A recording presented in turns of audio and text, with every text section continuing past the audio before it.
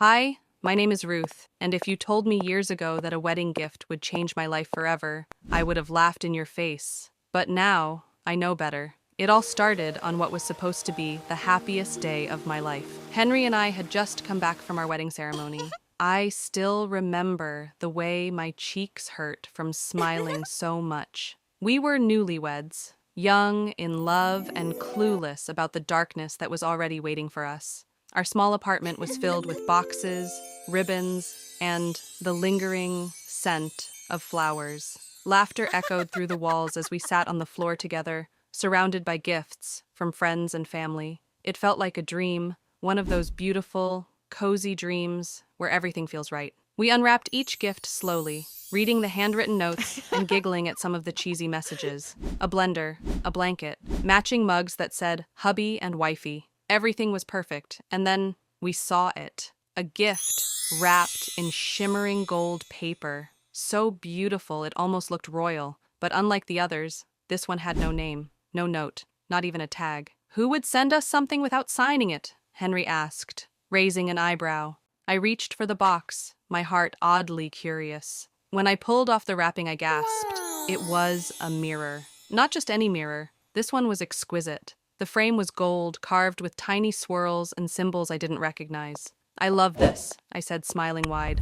I was completely enchanted. There was something almost magical about it. Henry, though, didn't look thrilled. We hung it there first, right above the small fireplace. I stepped back, admiring how the frame caught the light. But after a few minutes, I changed my mind. Actually, I said, slowly, maybe it would be better in our bedroom. Henry didn't say anything. He just nodded, though I could tell he wasn't comfortable. He never really liked that mirror, but I was obsessed. I carried it carefully to our bedroom and mounted it on the wall across from our bed. It felt like it belonged there, as if it had been waiting for that exact spot. Then we returned to the living room and continued unwrapping the rest of our gifts. We didn't know, couldn't have known, that as soon as we walked out of that room, something began to move inside the mirror. A dark, smoky swirl, thin, almost invisible, but alive. I didn't see it that night.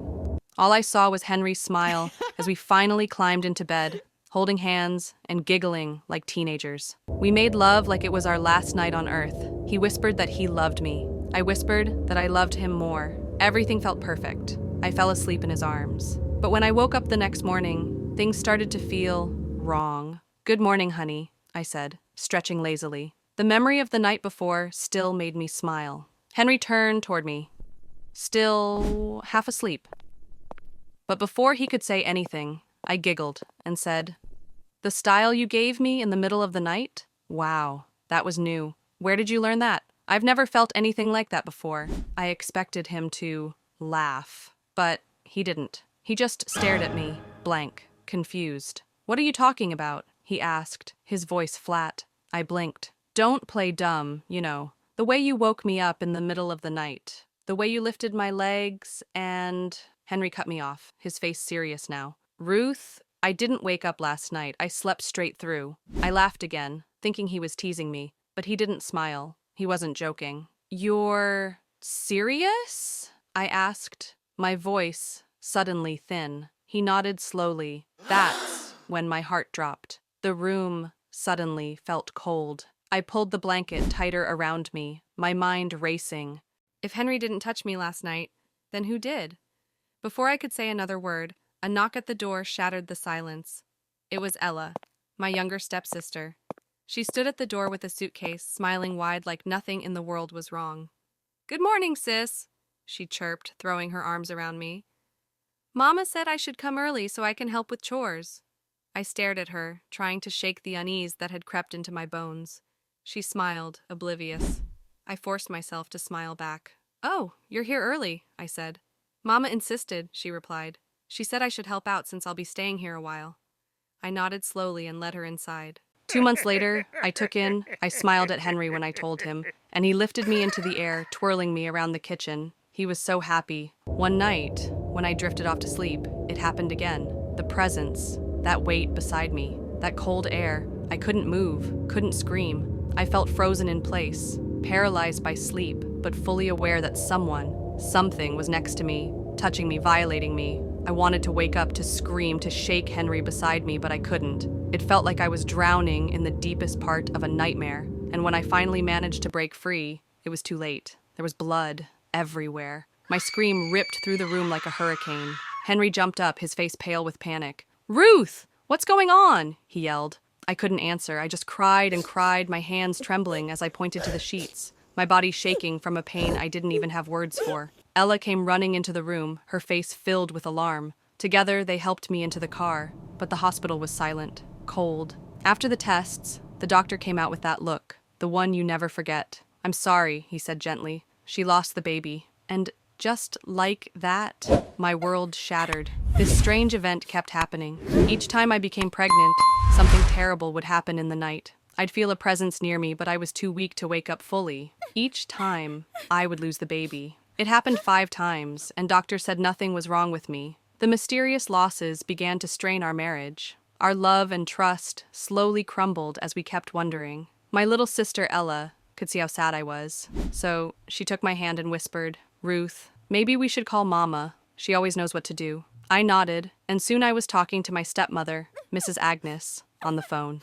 Mrs. Agnes had loved me like her own daughter ever since my mother passed away. She listened carefully as I explained everything. "Oh, my dear Ruth," Mrs. Agnes said in a gentle, calming voice. "Don't worry, my child. We'll find a way to make it all better. Come to my house tomorrow morning. I know someone who can help us." Early the next morning, Henry and I got ready and drove to Mrs. Agnes's house. When we arrived, Mrs. Agnes welcomed us warmly, giving me a big, comforting hug. She looked at me with kind eyes and said, "We're going to visit a very special lady today. She's a prophetess, and she knows how to deal with things that are unusual." Henry and I exchanged glances, not quite sure what to expect, but we trusted Mrs. Agnes. Together, we walked to the small, quiet house of the prophetess.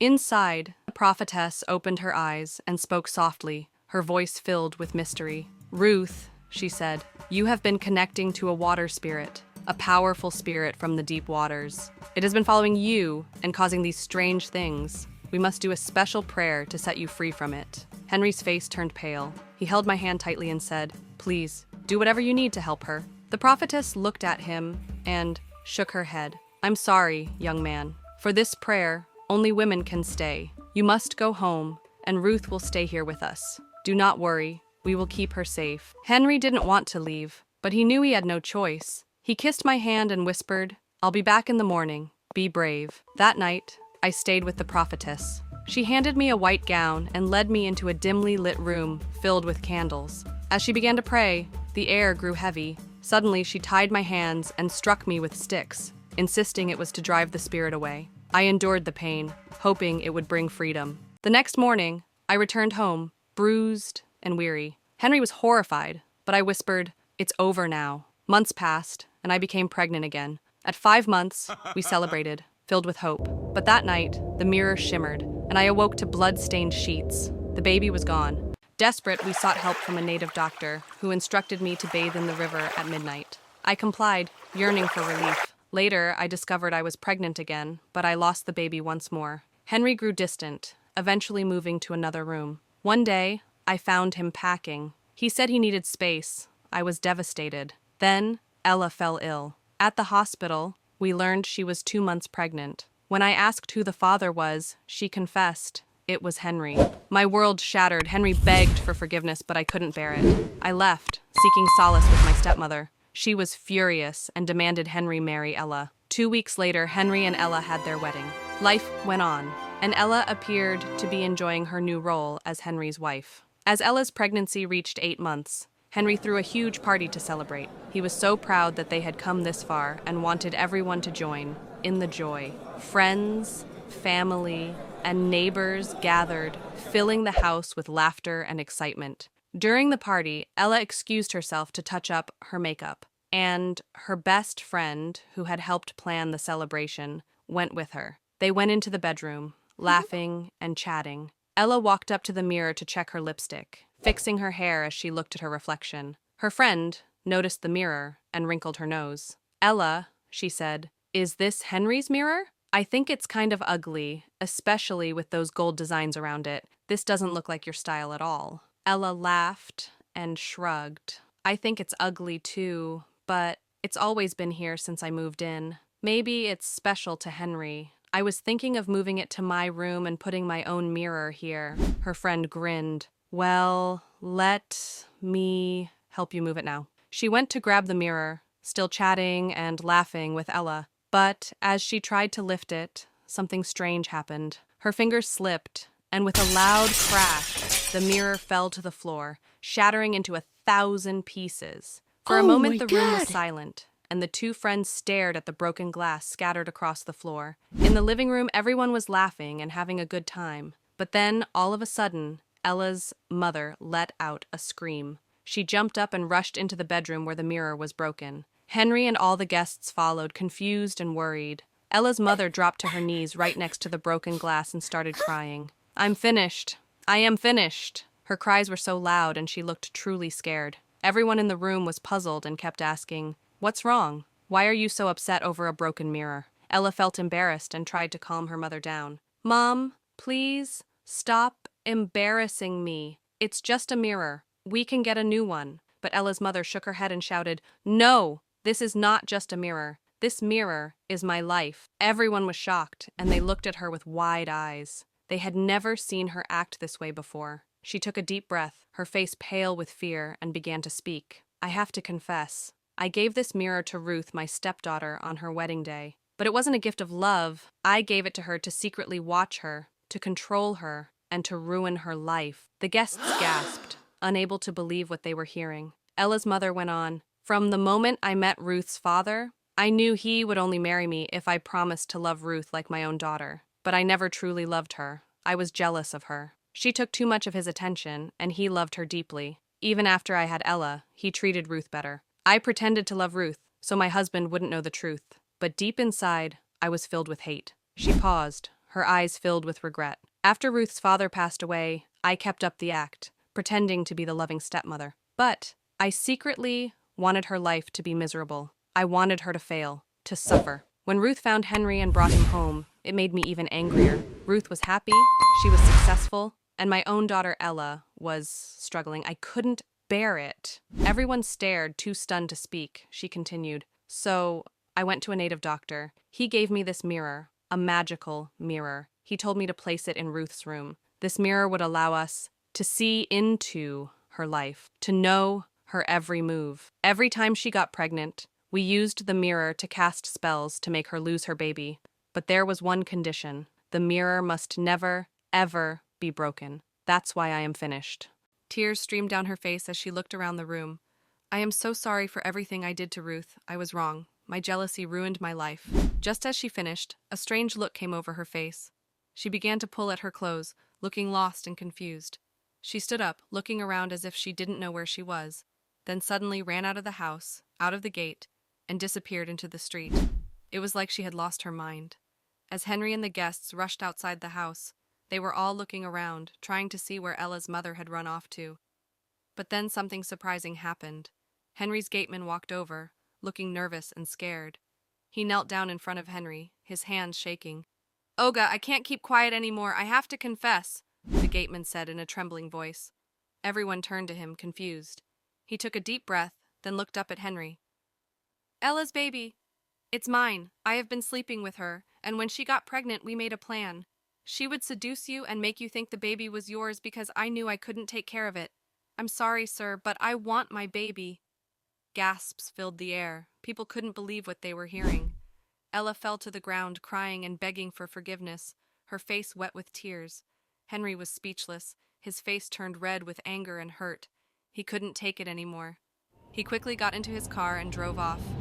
I still remember that day clearly. I was sitting in the living room, reading my Bible, seeking peace and strength from God. I had given my life to Christ and was trying to find comfort in his words. Suddenly Henry walked in. He looked sad and sorry. He knelt beside me and said, "Ruth, I'm so sorry for everything. Please forgive me." I looked at him, my heart heavy. I shook my head and said, "Henry, I can't forgive you, not now." He begged, but I stood firm. I needed time to heal. A year passed. I focused on myself, prayed a lot, and slowly found my strength again. I decided to start fresh and moved abroad to begin a new chapter.